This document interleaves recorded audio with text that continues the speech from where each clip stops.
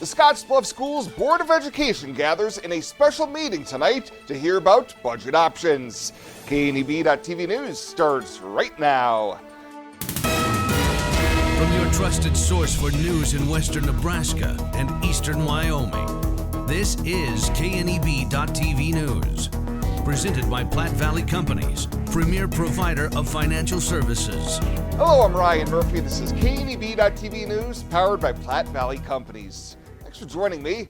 In our top story, a number of scenarios will be presented by Scottsbluff Public School Administration officials seeking guidance from the school board on budget options driven by the passage of two bills in the Nebraska legislature, as well as other factors.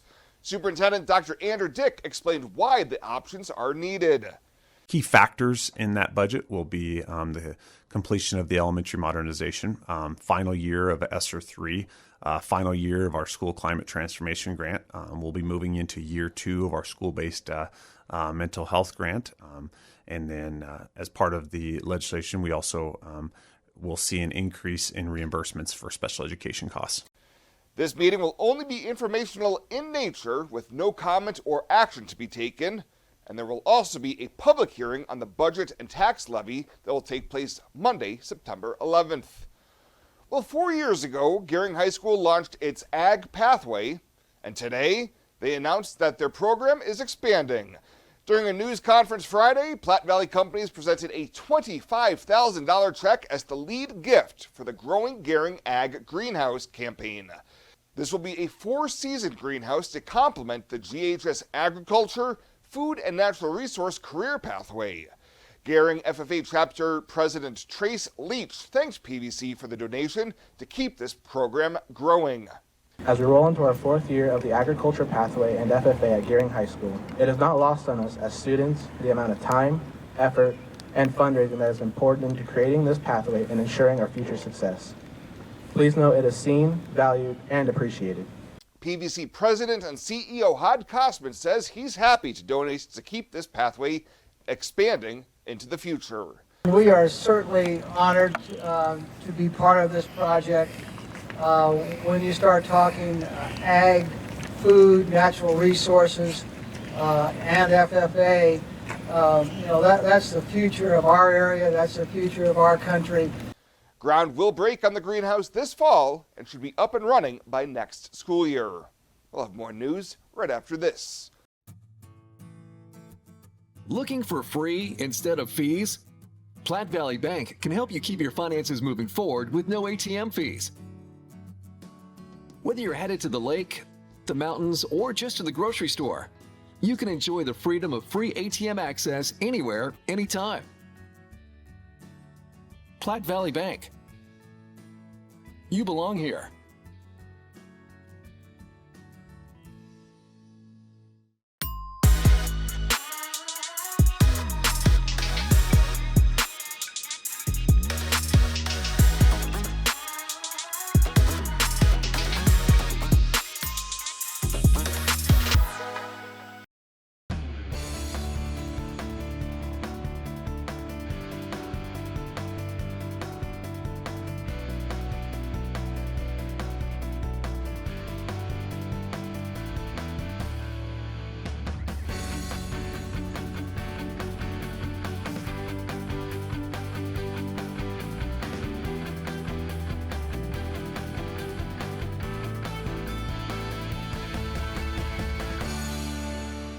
Welcome back. A 35-year-old Scottsbluff man is facing 11 felony drug charges following an investigation by the Wing Drug Task Force going back several years.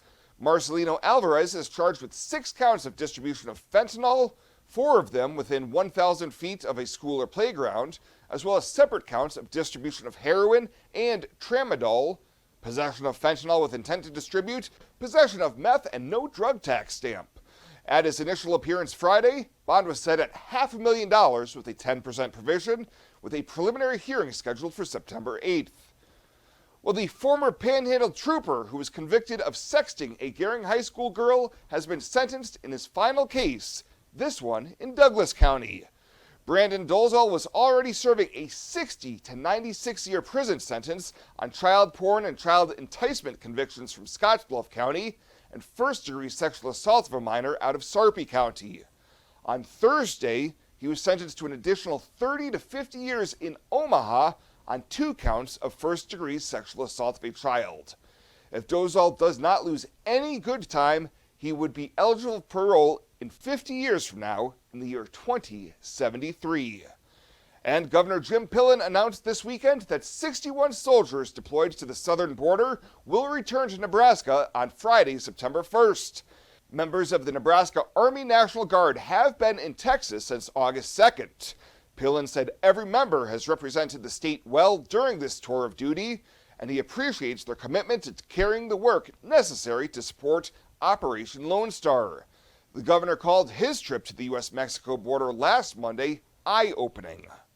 To sum up the past 20 years in one word, exceptional. It's one of our core values.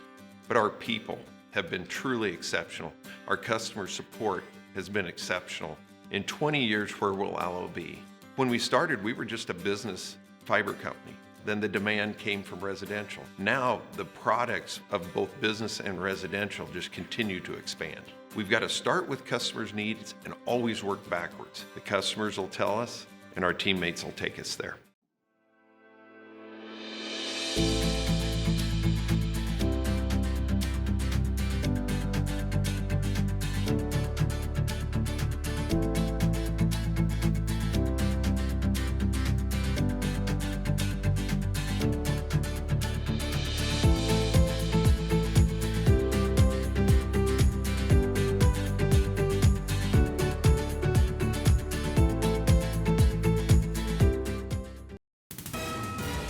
This is KNEB.TV weather from the KNEB Storm Center, your trusted source for weather. We're going to look for partly cloudy skies this evening across the region, just a stray shower or thunderstorm around early.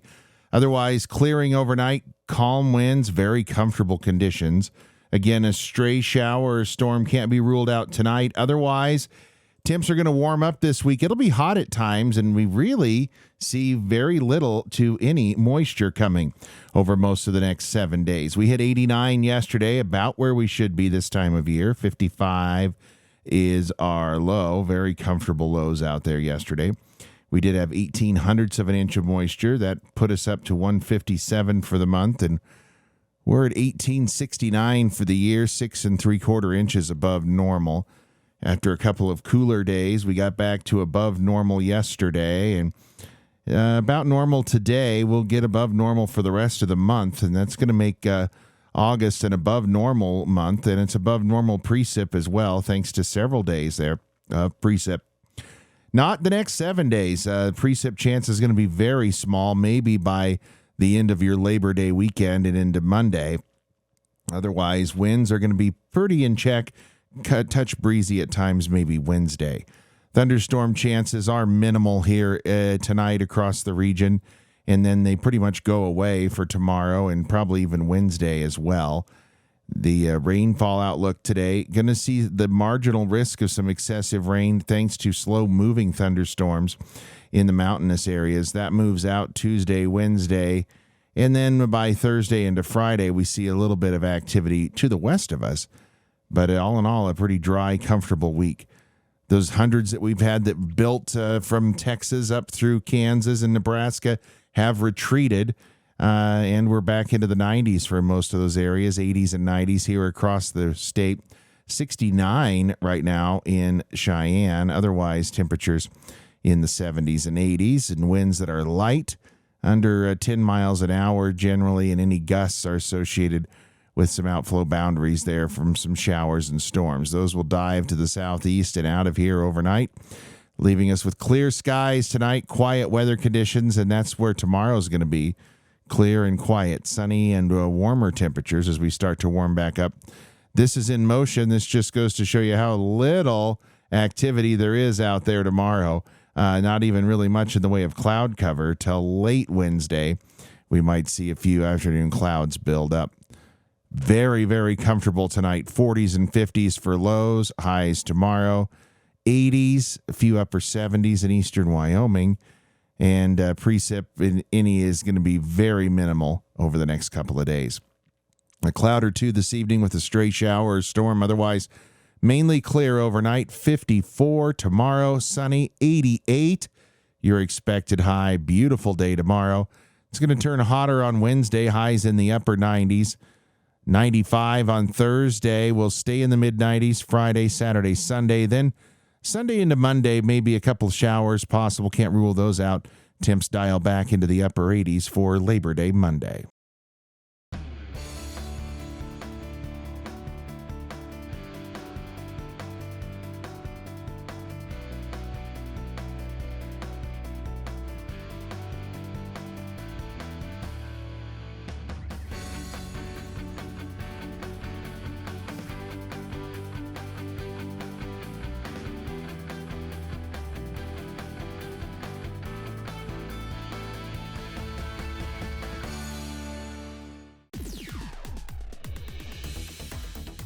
Now, sports from the FNBO Sports Desk.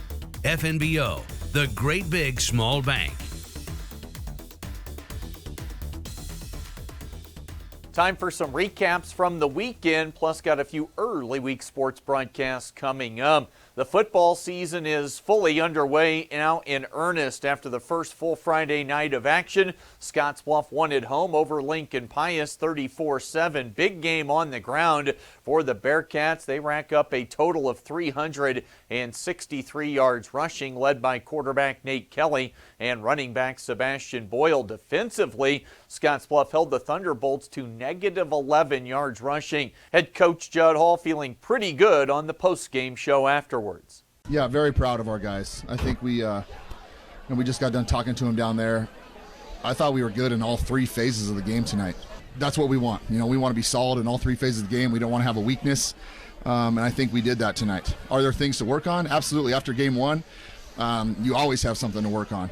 You see a lot of improvement from week one to week two. It's amazing every year the different type of team you are in week two. Scottsbluff heading to play at North Platte this Friday night.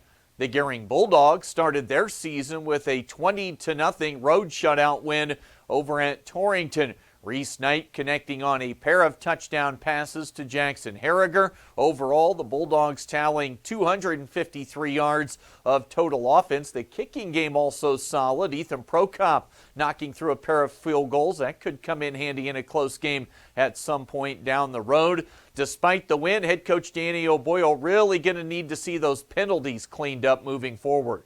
Just undisciplined, and you never know until you look at the film. But obviously, it's, we told the guys at some point you've got to adjust, because the guys are going to come to the sideline and say they're not doing it, obviously. But, that's the point. They're throwing flags for a reason. These flags aren't made up. So we've got to adjust, and we did not do a good job of that tonight. I think 4 touchdowns negated by penalty, had a chance to punch one in at the end of the game and get a good offensive drive going. And then we just, I imagine the penalty yardage is upwards of 150, and we probably had 15 or 16 penalties. I mean, it's just undisciplined football, so we got to fix that. The Bulldogs set to host Chadron coming up this Friday night. Now tomorrow here on the Rural Radio Network, a pair of high school broadcasts. Scottsbluff Volleyball, they'll be on the road playing at Chadron. Cats open their season with a home sweep over Lexington on Saturday. Also tomorrow, it's home softball for Gering as they'll entertain Alliance. Gering already 7-1 so far this season off a shutout win at Scottsbluff last Thursday night. Pregame for both of those contests tomorrow night scheduled to get underway at approximately 5:45 on their respective stations. And no coverage tomorrow night, but the Cougar volleyball team is heading to play at EWC for a rivalry showdown. 4-1 start so far this year for the Cougars. They've been off since beating Casper last Tuesday night. And a huge week for Husker sports. Wednesday night, the much anticipated volleyball day match outdoors at Memorial Stadium for the Big Red against Omaha. And then Thursday, of course, the Nebraska coaching debut for Matt Rule. Husker football season gets underway. Nebraska opening with a conference road game at Minnesota. The Gophers right now listed as about a 7.5-point favorite. It'll be a 2 o'clock start for pregame on KNEB for Husker football that afternoon. That is the latest today from the FNBO Sports Desk. I'm Chris Cottrell.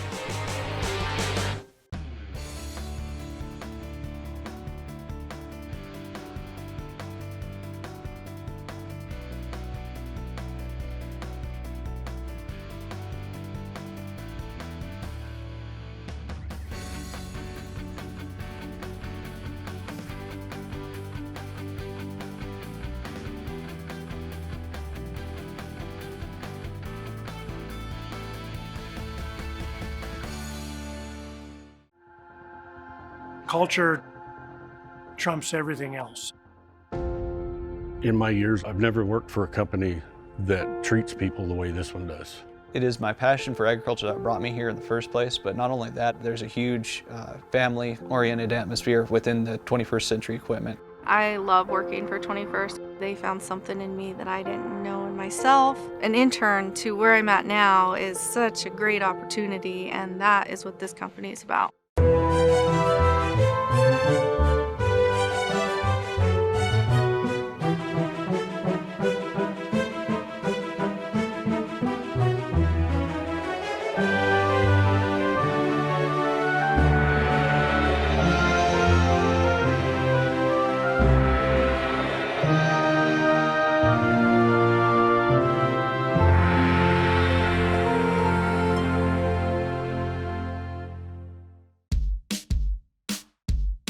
Let's take a look at your community calendar, brought to you by Riverstone Bank.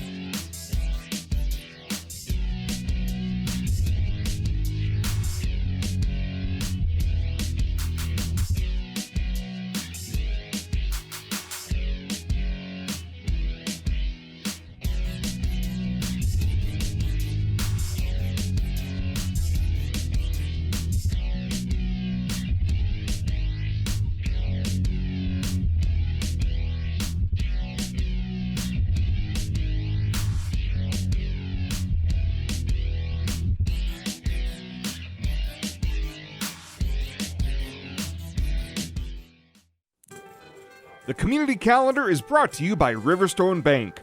We're local and we love our community. Are you looking for the perfect place to hold a wedding, family reunion, holiday office party, or business meeting? Well, look no further. The Hampton Inn and Suites Hotel and Conference Center is just the place for you. We're a full-service banquet facility that can host up to 400 of your guests. Stop in and see our spacious open-concept meeting rooms and begin planning your special event or family gathering today. Let us do the work for you so you can enjoy your guests. For personal service, stop by the Hampton Inn and Suites front desk. Fly United Airlines, operated by SkyWest with Western Nebraska Regional Airport. United is dedicated to going the extra mile for you with daily flights to and from Denver, along with a commitment to excellent service. Reserve your flight today, and remember, United miles can be earned and redeemed with your flights. While at the airport, stop and enjoy authentic Italian food at Roma Italian Restaurant. Plus, Hertz Thrifty Car Rental is there for your car rental needs. Make life easier, relax, and get on board with Western Nebraska Regional Airport.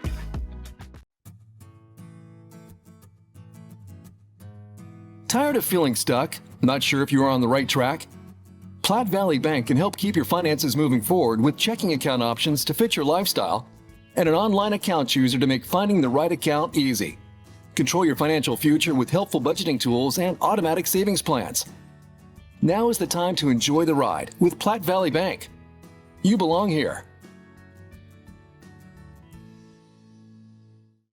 And finally tonight, Friday marked the National Park Service 107th anniversary, and Scottsbluff National Monument used the occasion to unveil a new exhibit highlighting the work of William Henry Jackson. The monument is one of the world's largest repositories of Jackson's work, so large that the staff says they would not be able to display it all at once. Lead interpreter Eric Grunwald told reporters the pictures and prints chosen for the walls of the Jackson Theater have never been publicly displayed, making them much more special. Whether it's Gettysburg, where William Henry Jackson had been as a soldier during the Civil War, or Curacanti National Recreation Area, where he had worked on a commission for some railroad companies, taking photographs along the railroad line there. So yeah, all these artworks, they have a connection to our national parks.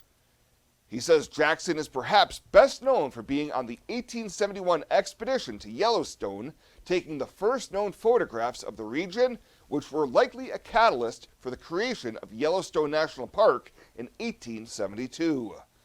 Well, that does it for us this time. Thank you so much for tuning in. Stay safe out there. We'll see you here next time.